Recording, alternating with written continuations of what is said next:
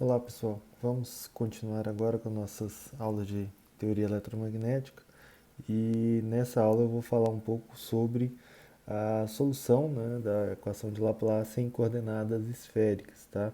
Então, lembre-se que nas aulas anteriores eu falei para vocês como a gente como a gente resolve, né, a equação de Laplace quando a gente tem um problema que facilmente pode ser resolvido considerando coordenadas cartesianas, né, que são problemas que têm essa cara, já são tubos infinitos, caixas e etc. Tá?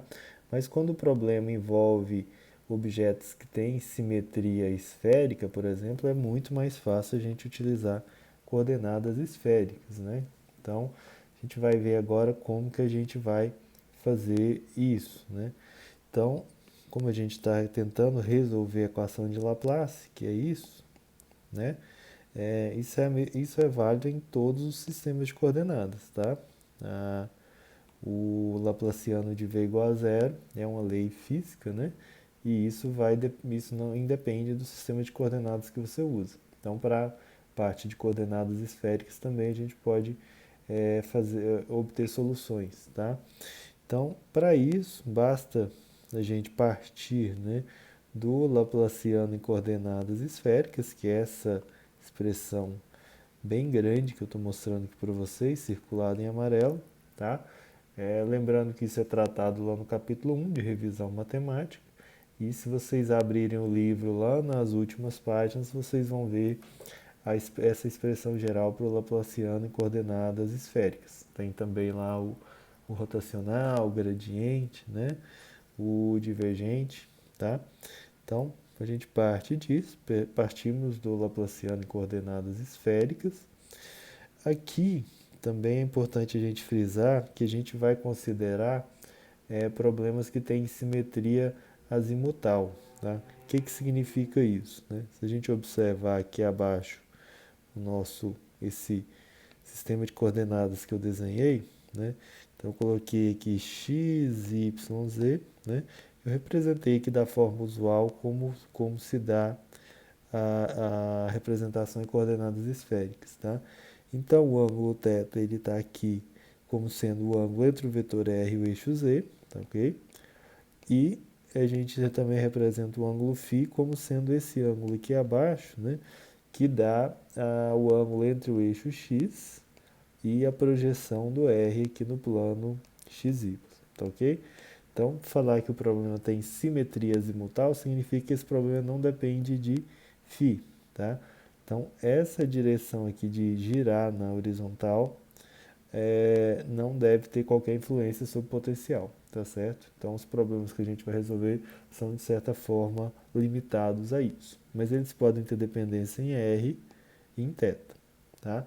Isso vai impactar em nossa equação de Laplace, nesse sistema de coordenadas, porque esse termo aqui, ele vai dar zero, já que o potencial não vai depender de φ quadrado, tá? Então, nessa nossa abordagem inicial aqui, tá certo?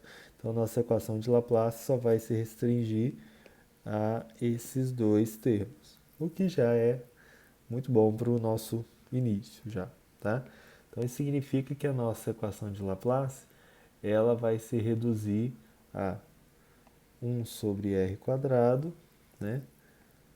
Del r, r quadrado del v del r, tá? Mais 1 sobre r quadrado seno θ del θ de seno de θ del v del θ igual a zero, tá? Reparem que minha equação está sendo igualada a zero e eu tenho r quadrado aqui e 1 sobre r quadrado ali, né? Então eu posso colocar em evidência, jogar para o lado direito e isso significa que esse termo aqui pode desaparecer, tá bom? Então a gente fica com essas duas expressões, tá?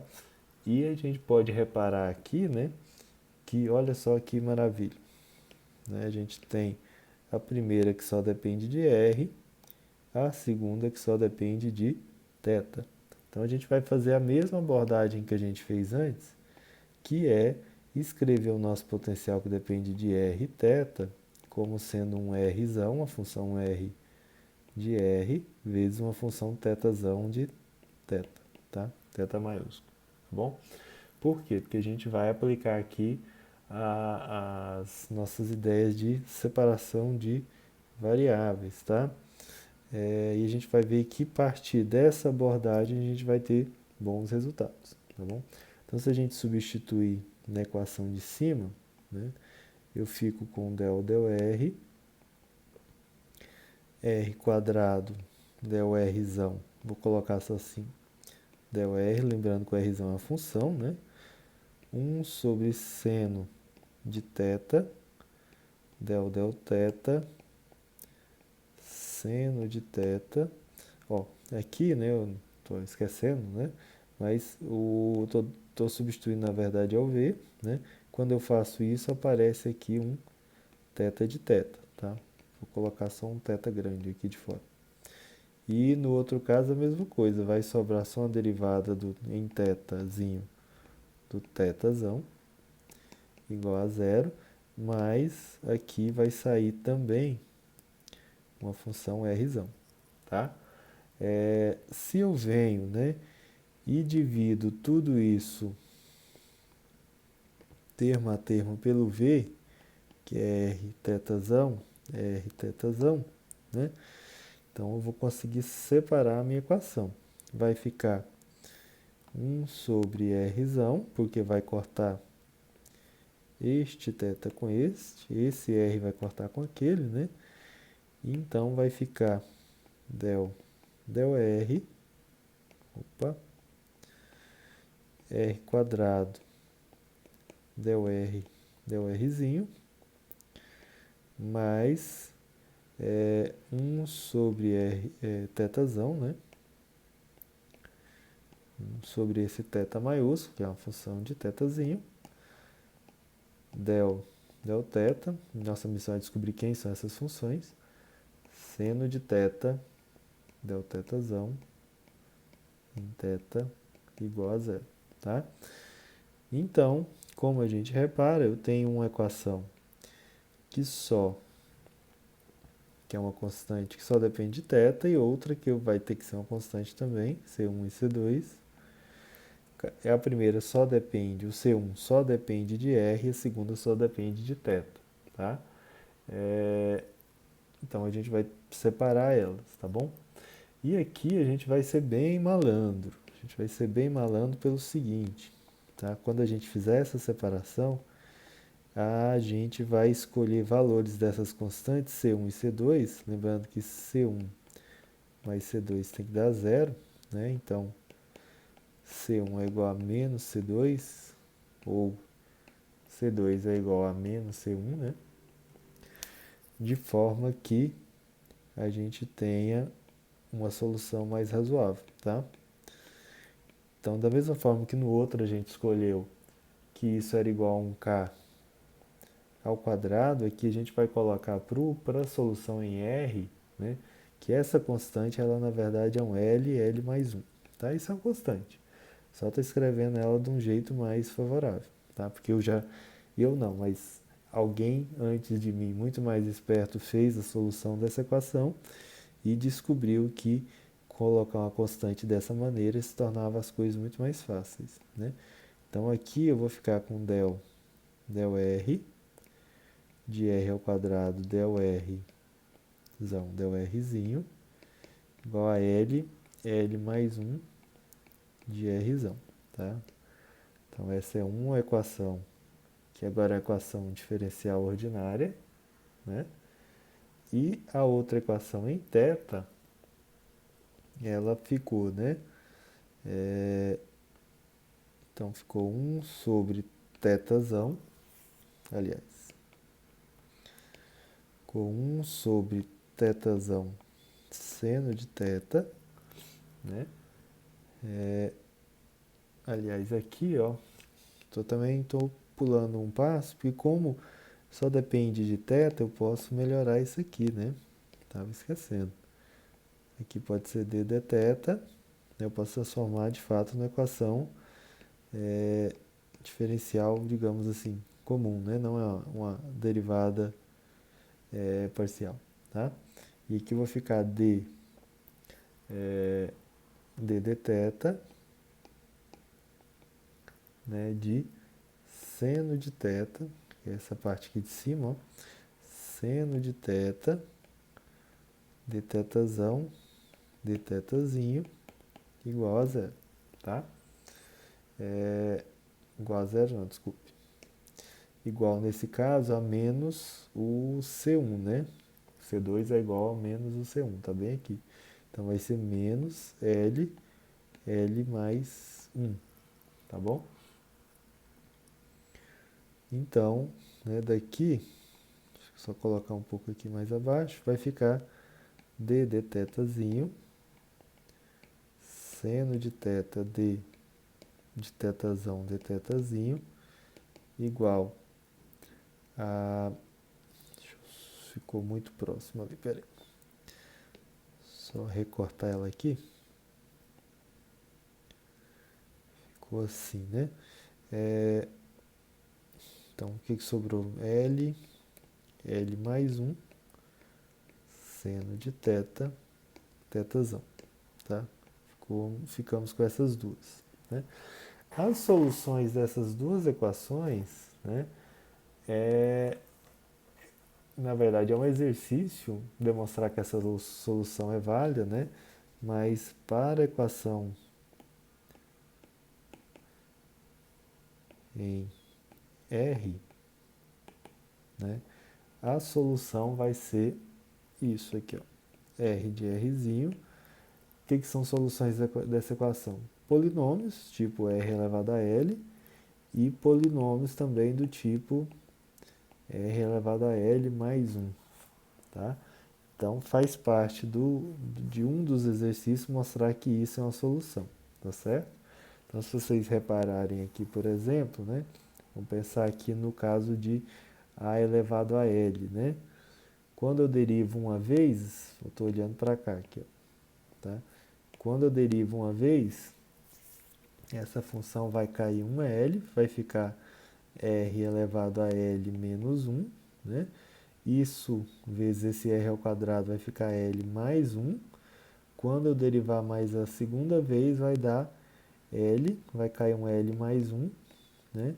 R elevado a L, tá? Então, tipo assim, eu estou voltando, né, para aquilo que eu tinha antes, tá? Só basta eu multiplicar a função por L mais 1, tá certo? Para ver o que acontece com a segunda parte, que é essa, é só fazer esse exercício, tá? É um exercício razoavelmente simples que ele pede para a gente fazer. E para a solução, a equação em θzão, a solução que a gente vai ter, né, é, na verdade, o que eu comentei na aula que eu fiz anteriormente, θ de θzinho, né, que são os polinômios de Legendre em L mais em cosseno de θ, tá? Então aqui é a solução em θ. Só para lembrar, né, eu comentei na outra aula, mas os polinômios em θ, vou fazer aqui a observação. Então, por exemplo, P de 0, ele é 1. O P de 1 é x, foi em x, mas como é em cosseno vai dar cosseno. O P de 2 vai ser 3 cosseno ao quadrado de θ menos 1 sobre 2. O P3 vai ter ordem 3, então vai ser 5 cosseno ao cubo de θ menos 3 cosseno de θ. Reparem que são polinômios de grau ímpar, né? Sobre 2 e por aí vai, tá? Mas não precisa decorar isso, nem saber de onde que vem. Vem da fórmula de Rodrigues, tá? Mas vocês podem, na verdade, vocês podem pegar isso da tabela que tem no livro. E geralmente a gente não vai pegar nenhuma ordem superior à ordem que está ali, que é a ordem 5, tá bom? Então, de forma que o nosso potencial que eu tenho até agora, né, ele é em R em θ, que eu falei que é uma função de R de R com o produto de difusão θzão de θzinho. A parte em R, a gente viu que tem que ser algo do tipo R elevado a L, mais a parte que é RL mais 1, tá bom? E multiplicado pela a parte em θ, que é polinômio de Legendre de ordem L, cosseno de θ, tá? Então essa é a solução em coordenadas esféricas. Mas como esse tipo de equação eu vou ter diversas soluções para cada valor de L diferente que eu tenho, né? Então isso significa que a soma dessas soluções é a solução mais geral. Então, na verdade, o que eu vou ter aqui na minha equação de Laplace é que eu vou ter a soma de L de zero, já que os polinômios de Legendre começam em zero até infinito, tá? De A sobre eu vou ter um A de L, porque esses A's podem depender, né, do L, mais um B de L, RL mais um, tá? PL de cosseno de θ, tá? Então, serão soluções desse tipo que a gente vai utilizar, essa aqui é a solução geral, né? Para a gente encontrar as respostas dos nossos problemas aqui, utilizando a solução da equação de Laplace, tá certo? Então, depois eu vou fazer o exemplo 3.6, que eu mostro de uma forma geral, assim, né, aquilo que a gente vai, a forma como a gente vai utilizar para resolver as equações, os problemas de simetria esférica para a equação de Laplace, tá certo? Então, é só.